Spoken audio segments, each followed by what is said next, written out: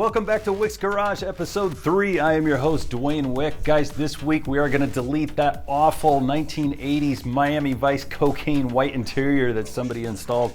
Yuck, that's gone. We're also going to pop out the glass, drop the engine, and remove the floor tar. And I'll explain a little bit more about that halfway through the video. Guys, check it out. You want me to talk?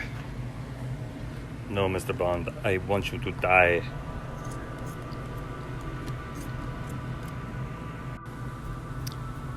I mean, it's kind of a real pretty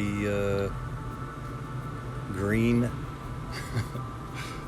sheepskin cover. Yeah, I know.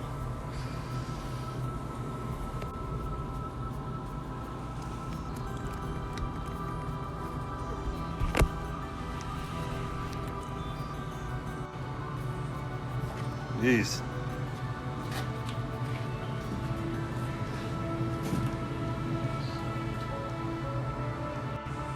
I keep finding piles of interior parts, hard to find.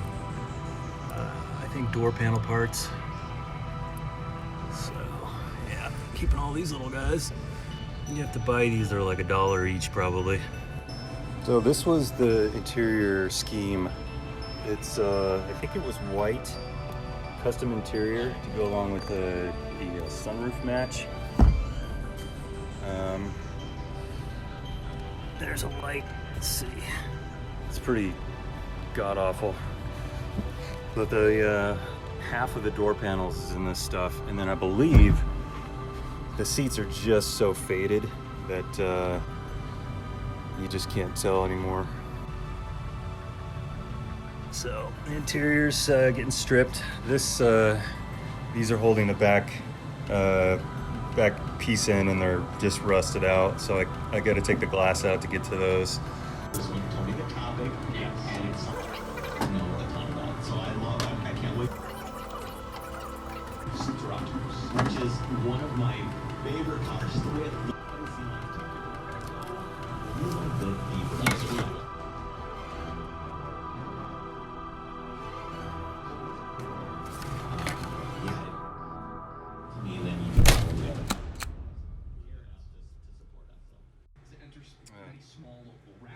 Then, in 1965, the team became a semi-supported factory works operation. The team won the European title with Harry Kallstrom beating other Sunroof switch. That's what I think of sunroofs. Alright guys, so I removed the wiring for the sunroof switch. There was a bunch of crap up front. I got the AC out, and there was tons of wires and really poorly wired up stuff. So I'm just tracing the wires as I remove stuff. Got the mirror off. There was a bunch of electric wiring I'm not using for that, but this is this sunroof install going up the A-pillar here, I assume to the back to the motor. So that's next. That it's up here.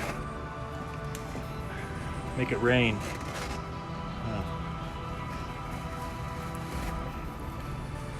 Yep. Up here. Anyone ever see one of these?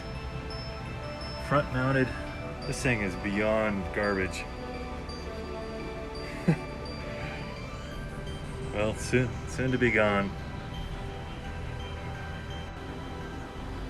To think someone ruined a slick top to install this atrocity.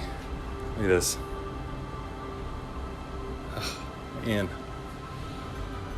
Surprised it even opened, actually. It's just, there's no words to describe how much garbage it is.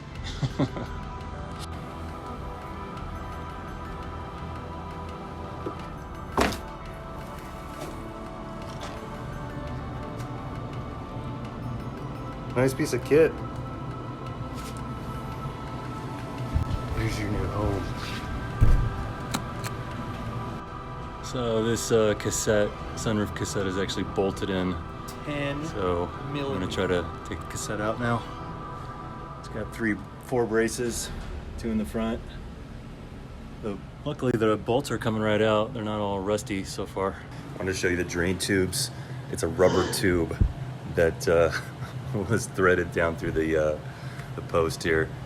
Total botch install. There is some rust from where the sunroof leaked, so it's inner surface rust. It's not terrible, but I might try to source a full original slick top. They're out there. Maybe I might use a plug too. That's not as good to do. There's also a dent. It's not bad. It could be popped out right in here. But today I'm gonna pull the rest of the interior, maybe the glass. The ungo box, more like the please go box. You know what I'm saying? You know what I'm saying? No. Okay. Big red shiny button, candy light button. 7/16.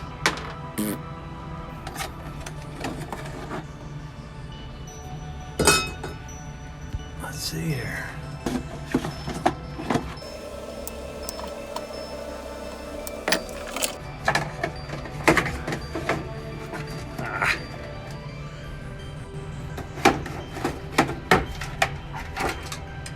Gotcha.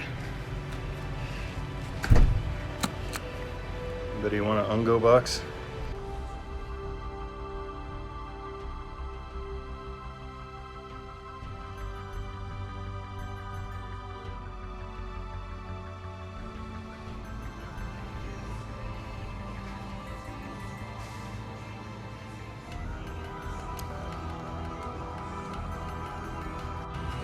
Are you ready?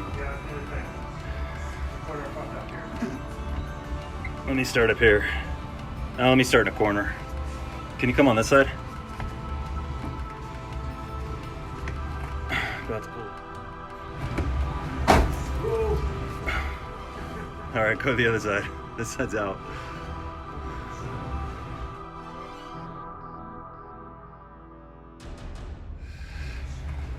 You got it? Okay. Oh yeah, it's good, Dr. Vic. You know, you're pretty good at what you do, which is to hold stuff. Yeah.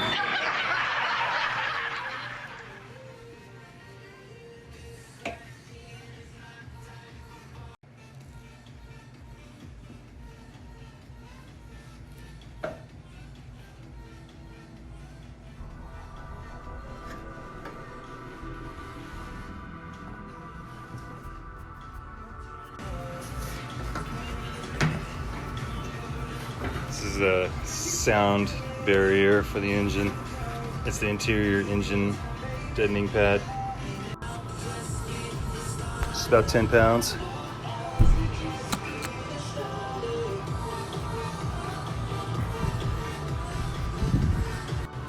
So there was no fire from the engine. It was a cigarette butt had landed on the back here. There's the interior seat pad. This thing is, oh god, freaking heavy. What's your guess?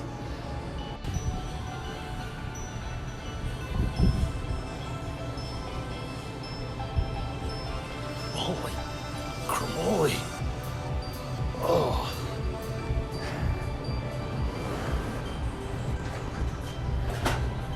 Dang. Almost 18 pounds. Feeling better, baby, now that you lost all that weight?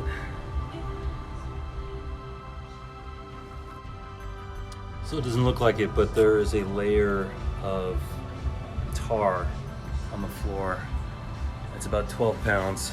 That I'll be taking that out. Comes out pretty easy with a heat gun and a wood stick.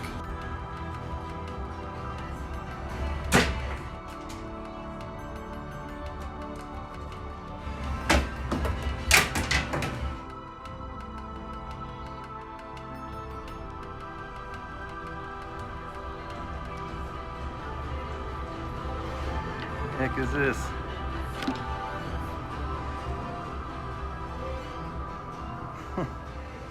How long's that been there?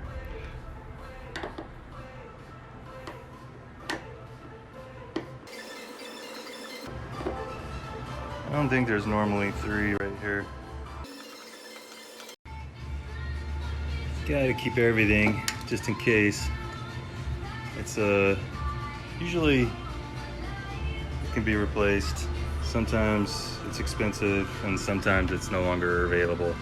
So, and if anything, you gotta keep them for reference.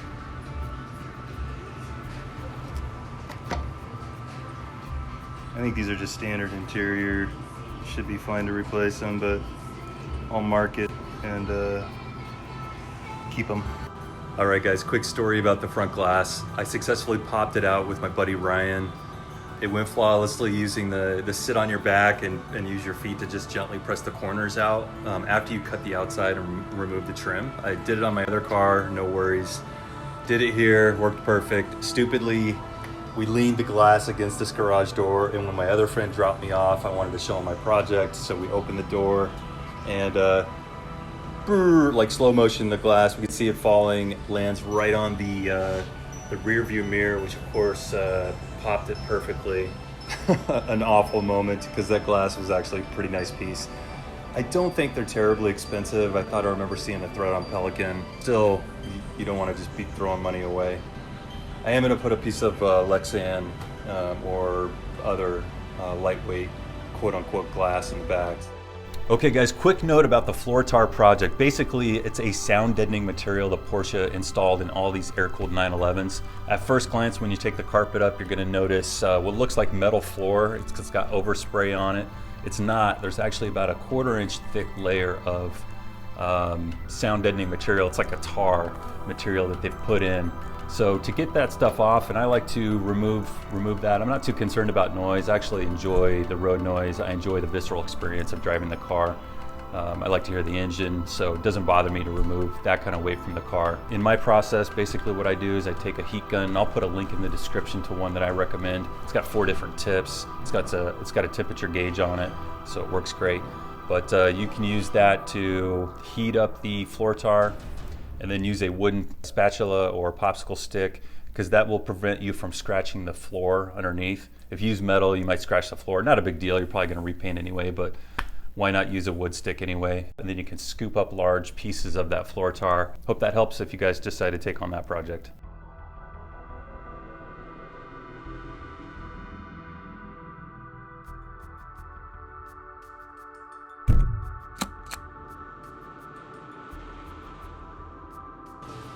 All right, we're gonna drop this engine. It's just got 4 bolts holding it in, so should go fairly quick.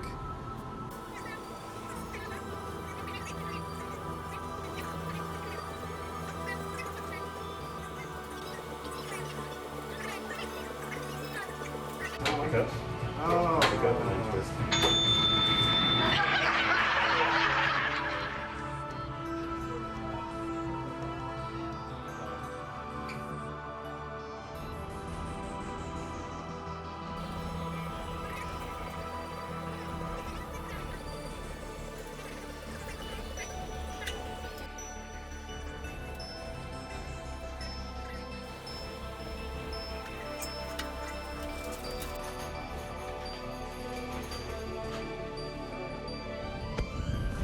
Successful drop with the RJB. Yo. Yeah, we done good. All right, divorced. Boxer motor. No major f***ups. Boxer motor. Boxer, flat Why'd you point at 6. me when you said f***ups?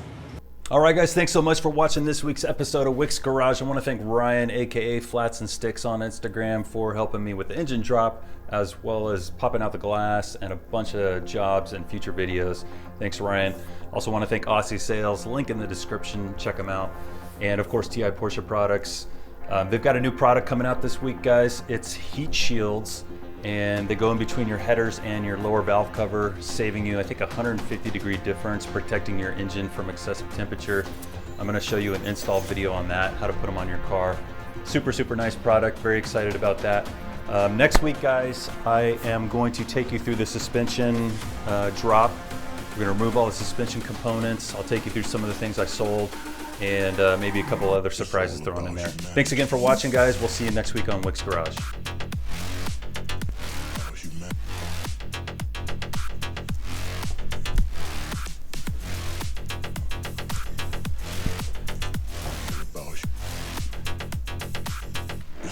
thought she